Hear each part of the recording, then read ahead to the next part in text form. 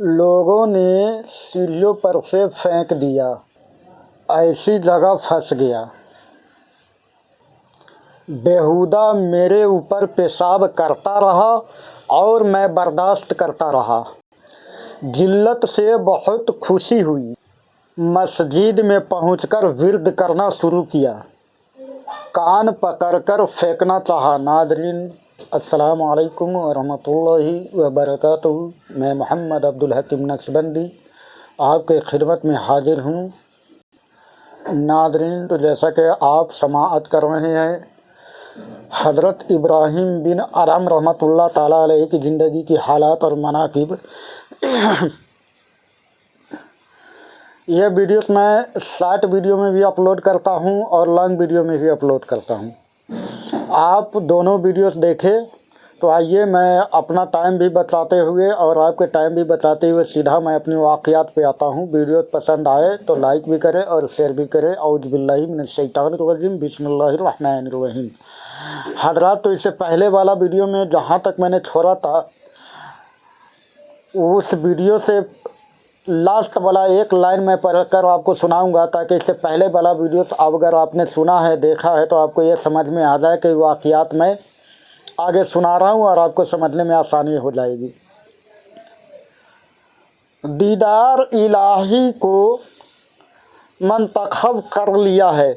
پھر جب کسی اور نے آپ سے یہی سوال کیا تو فرمایا کہ اللہ تعالیٰ کے کارندوں کو کسی بھی کام کی حاجت نہیں ہوتی۔ تو آپ نے یہاں تک سنا تھا، اب اس کے بعد میں آپ کو سنا رہا ہوں، آپ سماعت فرمائیں۔ ایک مرتبہ حجام آپ کا خط بنا رہا تھا کہ کسی نے عرض کیا کہ اس کو کچھ معاوضہ دے دیجیے گا۔ چنانچہ آپ نے ایک تھیلی اٹھا کر اس کو دے دی، لیکن اسی وقت اتفاق سے ایک سائل آ گیا اور حجام نے وہ تھیلی اسے دے دی۔ آپ حضرت ابراہیم بن ادھم رحمۃ اللہ تعالیٰ علیہ حجام کے یہاں اپنی خط بنوا رہے تھے، داڑھی بنوا رہے تھے، تو کسی نے آپ سے بولا کہ آپ اس حجام کو مزدوری میں کچھ دے دیجیے گا، تو آپ نے ایک تھیلی اٹھا کر کے اس حجام کو دے دیا۔ اتفاق سے ایک سائل اسی وقت آ گیا حجام کے یہاں اور سوال کیا، تو حجام نے وہ تھیلی اٹھا کر اسے دے دیا، اس سائل کو دے دی۔ یہ دیکھ کر آپ نے فرمایا کہ اس میں تو سونا اور اشرفیہ بھری ہوئی تھی۔ اس نے کہا کہ اس کا علم تو مجھ کو بھی ہے اور یہ بھی معلوم ہے کہ انسان دل سے غنی ہوتا ہے، نہ کہ دولت سے، لیکن میں جس کی راہ میں لٹاتا ہوں اس سے آپ ناواقف ہے۔ آپ فرماتے ہیں کہ اس کا یہ جملہ سن کر مجھے بے حد ندامت ہوئی اور میں نے نفس سے کہا کہ جیسا تو نے کیا ویسا ہی سزا ملی۔ جب حجام سائل کو تھیلی دے دیتے ہیں تو آپ حجام سے فرماتے ہیں کہ تم نے جو سائل کو تھیلی دیا ہے اس میں تو سونا اور اشرفیہ بھری ہوئی تھی۔ حجام کہتا ہے کہ اس چیز کا علم تو مجھے ہے، مگر انسان دولت سے غنی نہیں ہوتا ہے بلکہ دل سے غنی ہوتا ہے، اور دل سے غنی ہونا چاہیے۔ یہ بات سن کر آپ کو مسرت ہوئی، افسوس بھی ہوئی اپنے آپ پہ،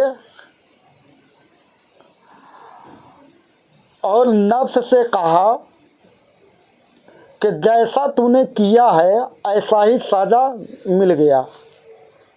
یعنی کہ آپ نے سب کے سامنے دیا، اس کے وجہ سے آپ کی نفس کا یہ حرارت تھا جو آپ نے سب کے سامنے دیا۔ چلیے آگے پڑھائیں۔ لوگوں نے جب آپ سے یہ سوال کیا کہ کیا حالت فقیری میں آپ کو کبھی مسرت بھی حاصل ہوئی ہے، تو آپ نے فرمایا کہ بہت مرتبہ، اور ایک مرتبہ میں کثیف کپڑوں اور بڑھے ہوئے بالوں کی حالت میں کشتی پر سوار ہو گیا، اور اہل کشتی میرا مذاق اڑانے لگے، حتیٰ کہ ایک مسخرہ بار بار میرے بال نوچتا اور گھونسے مارتا رہا۔ آپ فرماتے ہیں کہ لوگوں نے جب آپ سے یہ سوال کیا کہ کیا حالت فقیری میں آپ کو کبھی مسرت حاصل ہوئی ہے، یعنی کہ اپنے اوپر فقر حاصل ہوا ہے، تو آپ نے فرمایا کہ بہت مرتبہ، اور ایک مرتبہ میں کثیف کپڑے یعنی کہ بہتر کپڑوں اور بڑھے ہوئے بالوں کی حالت میں کشتی پر سوار ہو گیا، یعنی کہ کسی ندی میں کشتی پر سوار ہو گئے، اور اہل کشتی میرا مذاق اڑانے لگا، حتیٰ کہ یہ ایک مسخرہ جو مذاقیہ تھا وہ آپ کی بار بار بال کھینچنے لگا اور گھوسے بھی مارتا رہا۔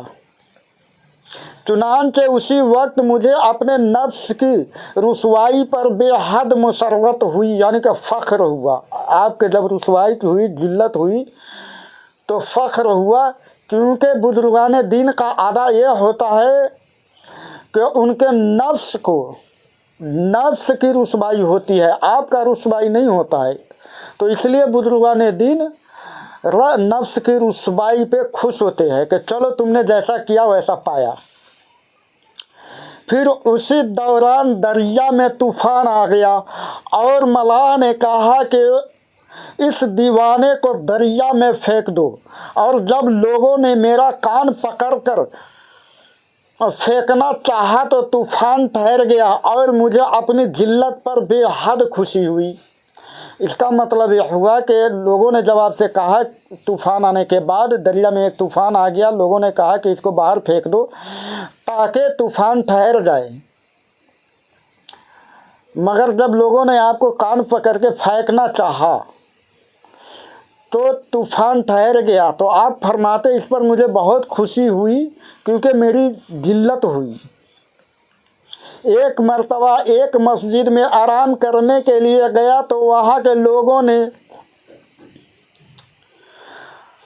جدو کوف کر کے مسجد کی سیڑھی پر سے نیچے پھینک دیا، اور ہر سیڑھی پر جب سر میں چوٹ لگتی تو میرے اوپر اثر اور موج قرار ہوتے جاتے۔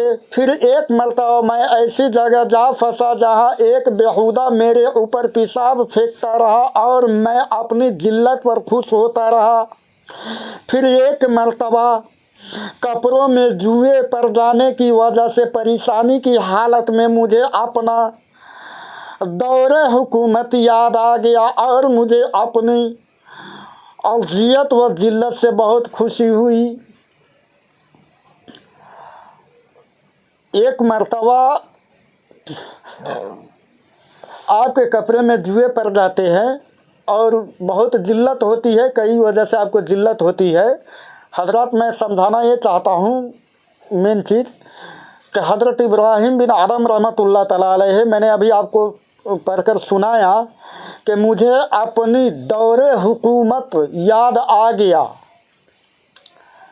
مطلب آپ جب اولیاء کامل نہیں تھے، اس سمے جو شروعاتی دور تھی آپ کی، آپ ایک حکمراں تھے، بلخ کے حکمراں تھے آپ، اور آپ دولت مند تھے۔ آپ نے سب کو خیر باد کہہ کر اور اللہ کے راہ میں نکل گئے، اور آپ نے فقیری کو اختیار کیا۔ اسی لیے آپ فرماتے ہیں کہ مجھے دور حکومت یاد آ گیا، مگر اذیت و ذلت سے مجھے خوشی ہوئی۔ آپ فرمایا کرتے کہ میں تو मैं तवक्कल करके एक जंगल में पहुंच गया और जब वहाँ कयूम कुछ न खाने के बाद ये ख्याल आया कि करीब में मेरे एक दोस्त रहते हैं, उनके यहाँ चल कर कुछ खा लिया जाए। लेकिन उसी वक्त यह तसव्वुर भी आया कि इस तरह तवक्कल मेरा तवक्कल ही का खात्मा हो जाएगा। तो एक मस्जिद में पहुंचकर ये कलमा विर्द करना शुरू कर दिया कि तवक्कलतु अलल हय्यिल्लज़ी ला यमूत, यानी मेरा तो तवक्कल उस पर है जो जिंदा है। हजरत तवक्कल का मतलब होता है, आप फरमाते हैं कि मैं तवक्कल करके जंगल में चला गया। तवक्कल मतलब अल्लाह पर भरोसा। अल्लाह पर भरोसा कर कर आप जंगल में चले जाते हैं। कई रोज़ तक आपको खाना नसीब जब नहीं होता है तो आपको ये ख्याल आता है कि मेरे पास में मेरा कोई दोस्त रहता है, मैं उसके यहाँ जाकर कुछ खा लेता हूँ। फिर आपको ख्याल आया कि मैं इस तरह अगर मैं करूँगा और खा लूँगा तो मेरा तवक्कल तो ख़त्म हो जाएगा, टूट जाएगा।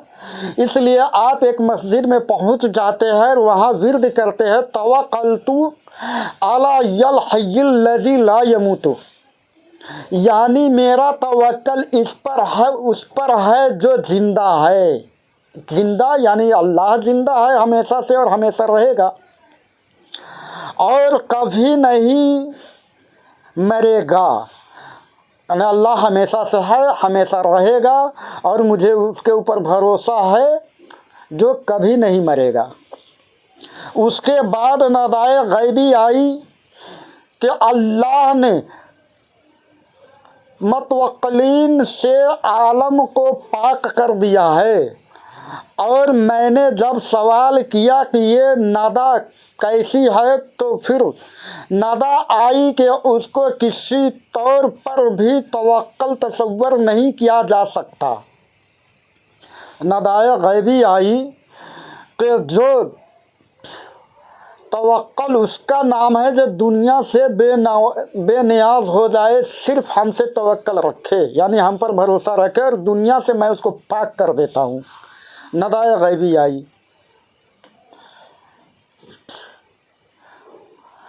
और वो बंदा जो दुनिया के लालच में है उसको कभी नहीं समझा जा सकता कि ये मेरे ऊपर भरोसा करता है। चलिए आगे पढ़ते सकता।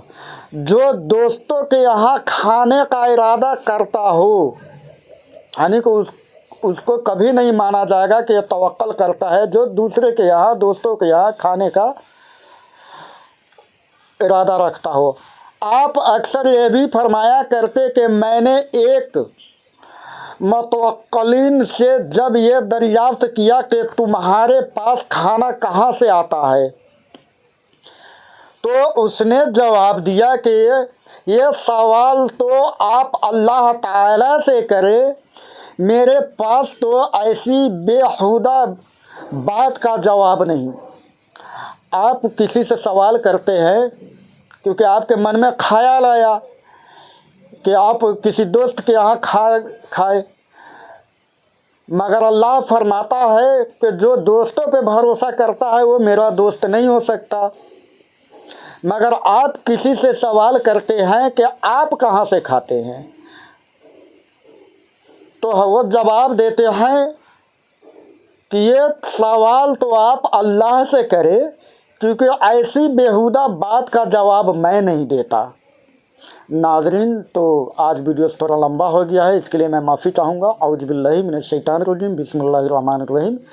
अल्लाह ने ज़िंदगी रखा तो इसके बाद का वाक़या तो फिर मैं कल इंशाअल्लाह इससे आने वाली वीडियो में सुनाऊँगा।